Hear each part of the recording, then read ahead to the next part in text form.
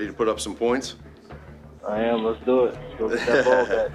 You're gonna regret that trade. For every NFL draft video that I make, I have to give a brief disclaimer. These takes are based off of all the analysis and pre-draft hype about each and every prospect. It's absolutely impossible to determine which pick's going to be successful and which pick isn't going to be successful this early on. Maybe except for the Michael Penix Jr. pick, primarily because selecting a project QB with a top 10 pick is insane, and that's why we made our own separate video on that. But for all you know, 4 years from now, maybe that pick's going to be successful too. So before we get to the content, make sure you drop a like, subscribe, and turn on our notifications to help the channel grow. Now that we get all of that out of the way, mic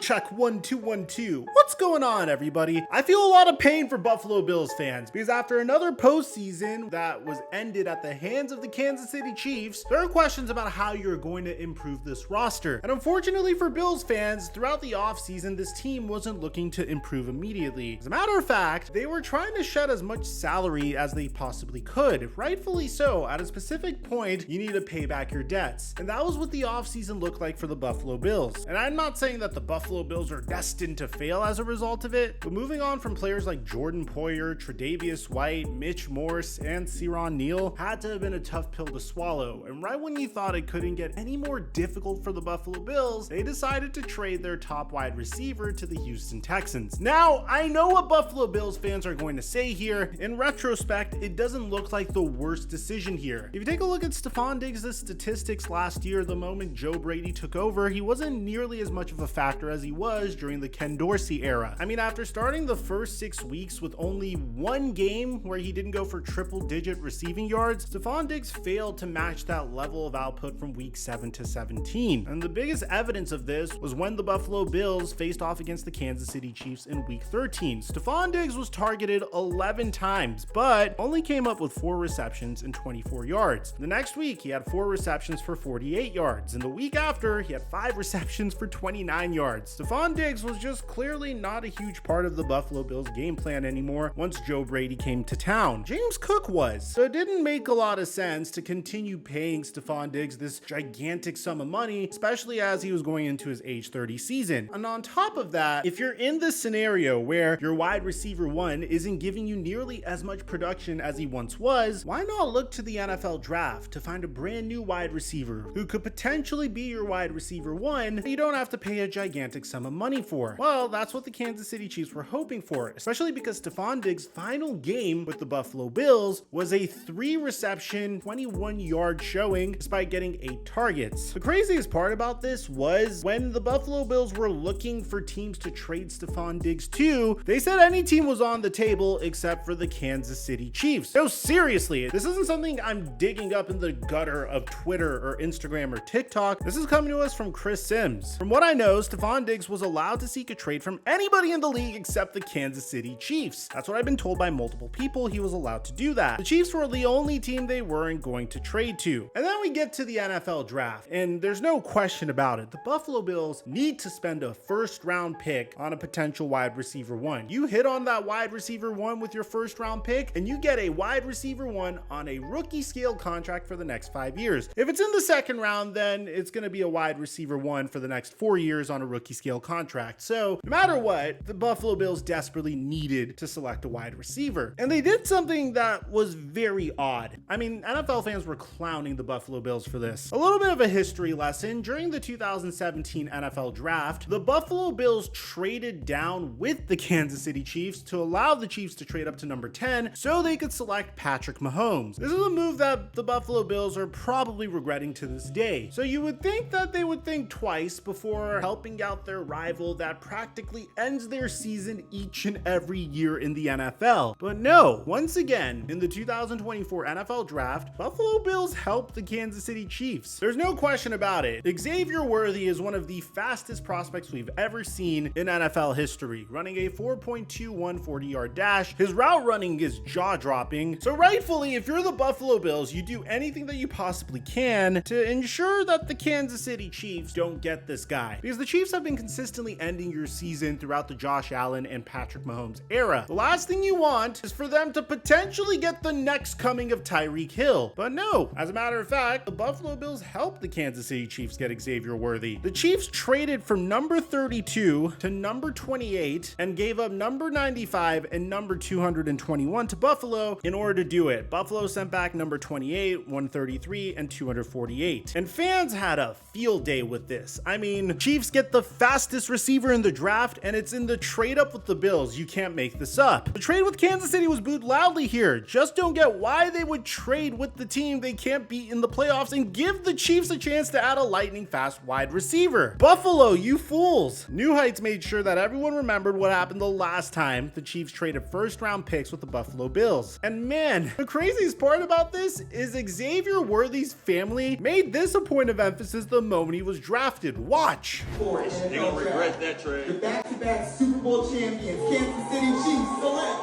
Xavier. I mean, don't get me wrong. It was really cool to see Xavier Worthy get drafted. Hey, I just want to let you know that we just made a trade here. We're going to be on the clock soon, and we're going to make you the newest member of the Kansas City Chiefs. Yes, sir. Appreciate it. All right. Thank You excited? you. Yes, sir. You ready to put up some points? I am. Let's do it. Let's go get that ball back. But at the end of the day, if you're the Buffalo Bills, the last team you would ever want to help in this instance would be the Kansas City Chiefs. And that's before we get to Xavier Worthy as a prospect. The Kansas City Chiefs have been desperately trying to find their replacement for Tyreek Hill. And I think Xavier Worthy might be the closest thing to that. An individual that ran a 4.21 40-yard dash. Now, in the past, the Chiefs have been taking flyers on speed demons. When you take a look at their current wide receiver core, this is one of the best wide receiver cores that Patrick Mahomes has ever had. I mean, you have Xavier Worthy, who's boomer bust. He could be a superstar, or just like every other draft pick, there's some risk that he doesn't pan out at all. Then you have Marquise Hollywood Brown. You have Rashee Rice, who had a very solid rookie season. All three of these players are exceptionally fast. Hollywood Brown ran a 4.27 40-yard dash when he came out for the draft in 2019. Xavier Worthy ran a 4.21 40-yard dash in the pre-draft process this year. And earlier this offseason, Rashee Rice went 119 miles per hour when he was racing his Lamborghini. This is without a doubt the fastest wide receiver core that the Kansas City Chiefs have ever had, and it's paired with Isaiah Pacheco and Travis Kelce. At the end of the day, I have no idea why the Buffalo Bills would help the Chiefs do this, but I have to admit, throughout the first 3 rounds of the NFL draft, the Chiefs are having themselves a draft. Now, the Bills would also address their position of need with Keon Coleman with the number 33 overall pick. For all you know, he might be better than Stephon Diggs, he might be better than Xavier Worthy. It's just very baffling to me that they would help the Kansas City Chiefs at the end of the day. Let me know what you guys think in the comment section down below about all this, especially if you're a Bills fan, man. Do you think I'm making a big deal out of nothing, or do you think Keon Coleman's gonna be better than Xavier Worthy? Do you think Xavier Worthy's gonna be a bust? I'd like to hear what you have to say. Aside from that, I'm your boy Mike, and I'm dropping our mic until our next upload.